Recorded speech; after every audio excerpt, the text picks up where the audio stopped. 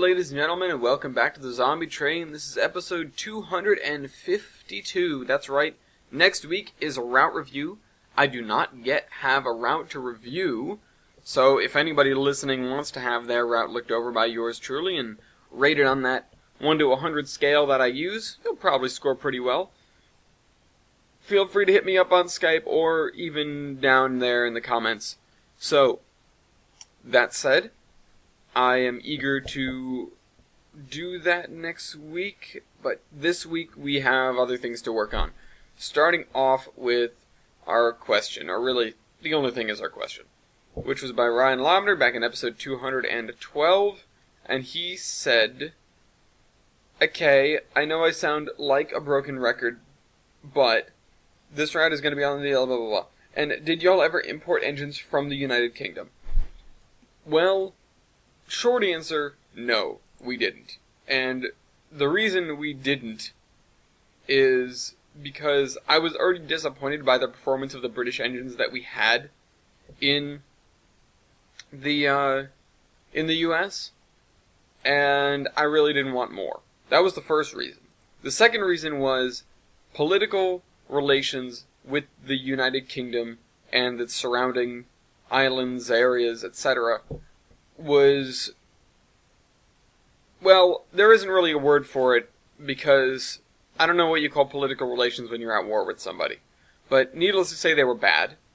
Every time we went over there, generally, they'd get wind of us being there and it would erupt into some sort of naval battle. The mainland UK sort of broke down into a large number of different quasi-competing entities, but the coastline largely fell under just the, what did they call themselves again? I can't remember, it's been a long time since I've talked about them. But they were a bunch of British people that had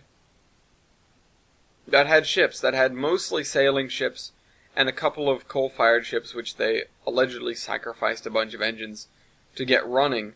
And that was really that. You know, we didn't really ever get a chance to converse with them or their leadership, if there even really was a leadership. We didn't have the opportunity to figure out what they really wanted.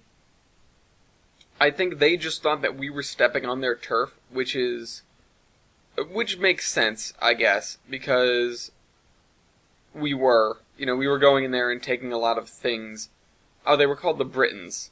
That's what they are.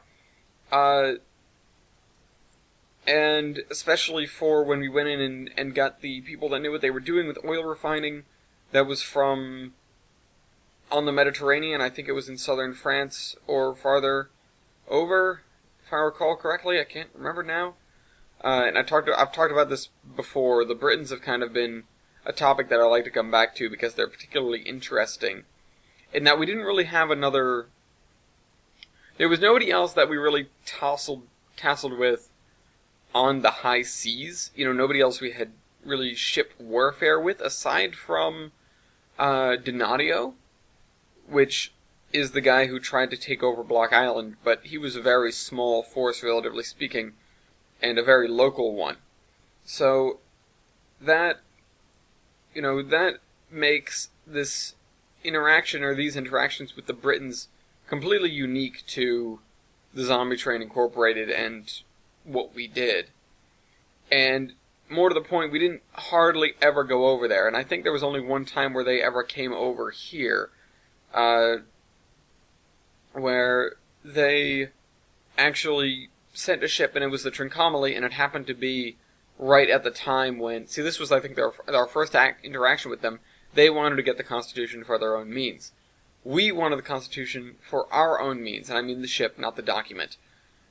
They came into Boston about at the same time we were trying to get the Constitution out of there, and we had a ship-to-ship engagement, which then resulted in me cutting them off, trying to follow us down the Cape Cod Canal using the drawbridge there.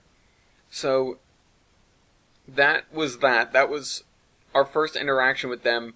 We royally pissed them off because we sort of stole it out from under them. even though it's not like anybody called dibs in the presence of anybody else. And they harassed us for a while, and they left us alone for a while, but when we went back over there, we ran into them again, and they did a fairly good number on our ships. In fact, they almost sank the Olympia, and they almost burned the Constitution, which was was quite a feat. They had 3 ships and a sub. Yeah, they had the Warrior, the Trincomalee, and the Unicorn, which the Trincomalee and the Unicorn are fairly similar, and the U-2540 Wilhelm Bauer, which was a late war German U-boat, diesel U-boat. And they did a number on us as we were trying to cross the Atlantic coming back, which is the slower run, because the winds typically go along the Gulf Stream, which is sort of towards, or from the east coast of the United States, or from the Caribbean, really, up and then across the northern Atlantic, basically dumping warm air onto Britain, which is why it doesn't snow that much up there. And yeah, so we had some very, very sparse contact with some other people on the mainland, but we didn't really have the opportunity to. The only time that we did that is, I think, it was just over radio with a couple of people when we were trying to sort of probe the depths of Europe and see who was available for us to get, who was available that we could go and grab that would help us with our problems with oil. And we had the production, we did not have the refining capability, and I've talked about that at length as well. So, we didn't ever go over there. I don't think we ever set foot, I'm not sure anybody from either the U.S. Army or the Zombie Incorporated set foot in Britain at all. Largely because they were a pain in the butt to us, and they were on the wrong side of the country for the military's interests. And other than that, it really seemed like there was no good reason to go over there. Like, there wasn't anything that really stuck out at us that we said, oh, we need to go get this. Yeah, there was a whole host of steam locomotives, but going over there, picking them up, putting them on a ship, which, as far as cargo carrying capacity went, we did not have many. I suppose we could borrow a Navy ship if we really, really asked, but they wouldn't. I doubt that they would really appreciate that.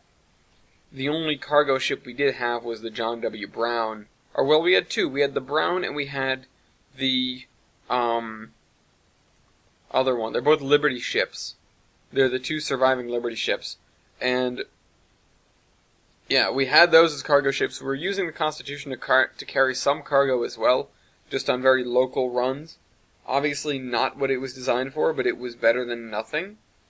And then, to add on to that, we had a couple of ships, sailing ships, and I talked about I believe the brig Niagara, which participated in some action on the Great Lakes, largely against zombies, not really anybody else, and then some other sailing ships, obviously a whole host of sailboats. There was a group up that started around D.C., but ended up being up and down the East Coast, that called themselves the Seafarers. And it was really just a whole bunch of people that lived on their sailboats. They were great helps, when you called on them. But sometimes they were a little bit disjointed in their efforts because they didn't have they didn't really all have a port of call, and they didn't have a way to communicate with each other effectively. They had radios, but, parts for such things were few and far between. So, they were helpful when you could really get a hold of them, but it was difficult to get a hold of them properly. Or get a hold of many of them. You would typically run into 1 or 2 just wandering up and down the coast. So, but anyways, that said, yeah, it would have been needlessly difficult to go get engines, put them on the boat, on whatever boat we had, and then bring them back across the Atlantic Ocean. It would be a gargantuan expenditure of fuel, especially considering we had engines right there, and one of our biggest problems, biggest problems we had to solve was a lack of domestically produced steel that we could get our hands on. So once we started producing steel en masse, it didn't really matter that the engines that we had were not the most capable engines. Or, sorry, not the most capable, they were very capable, but it took some time to get them operational. That was the problem. That was really what held us back, you might say. And once we solved that, we already had pretty much limitless labor from all of the survivors and stuff like that. So, it wasn't, shop work wasn't an issue, steel stopped becoming an issue. The tools were an issue, but we were able to replicate them with some effectiveness. But it was deemed far less economical than just going and borrowing engines from an ocean away. The other thing is, every crossing of the Atlantic, we had ships that, they were designed to do that, but they were designed to do that upwards of 50 years ago. The Liberty ships were cargo carriers that, yes, did a lot of shipping across the Atlantic, but were very old, and were mostly turbine-driven. They were capable of being converted to be triple expansion, and also converted from oil to coal, which we made use of because there were, useful schematics, because the British had their Liberty ships running off coal, because it was more available for them, and for us, it was more available. And so, that was difficult, but not impossible. And once we got those running like we wanted them to, that was pretty much all we really had for cargo carriers. But the other ships was obvious. One of them was obviously the Constitution. Something, obviously a big piece of history, one you wouldn't want to wreck, and one that is a little bit old and was kind of ready to go into dry dock for some work when we got it. When World War Z began. But that really never happened. The ship actually was slowed down by a whole bunch of gunk that was built up on the hull. Later, we did take it into dry dock, but we had to find a capable and properly sized dry dock for that, which was difficult because the one in Boston was a little bit of a pain to get to, considering it was in the middle of a major city. We were also left with the Olympia, which is a cruiser, an armored cruiser, so not much in the way of cargo capacity, but, could run on coal when she got her work done, and was a very capable warship. We just had to sort of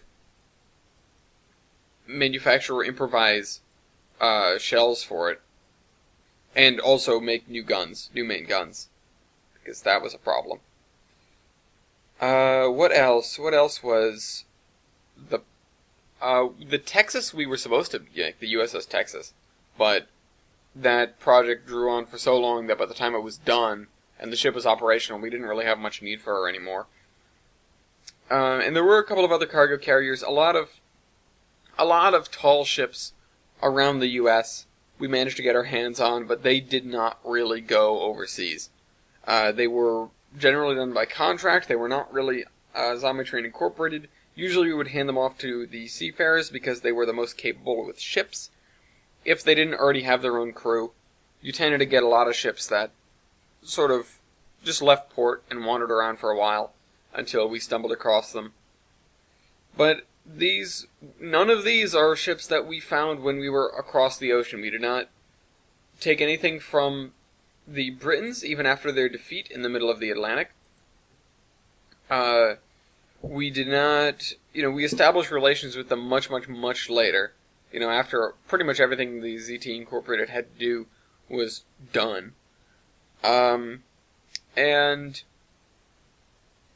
other than that, there was really nothing we brought back from overseas other than some parts for better, oil refining, and some people that really knew what they were doing with regards to oil refining. And that's kind of all she wrote. It's funny that you ask that question in particular, because if there were any group of people we were really at war with that were overseas, it was the Britons, and they were UK. We had the cartels to deal with, but that was really, and the Band of Guardians, I suppose, but that was really it for the main antagonists of the Zombie Train Incorporated story, aside from zombies, of course. I'm not sure what else to say, really. I recently got a question about the other two, or about the A4s that are in the U.S., and my reaction was, or they asked what did we do with them, and my reaction was I was disappointed by them or something, but we'll cover that at a later date. Train Man out.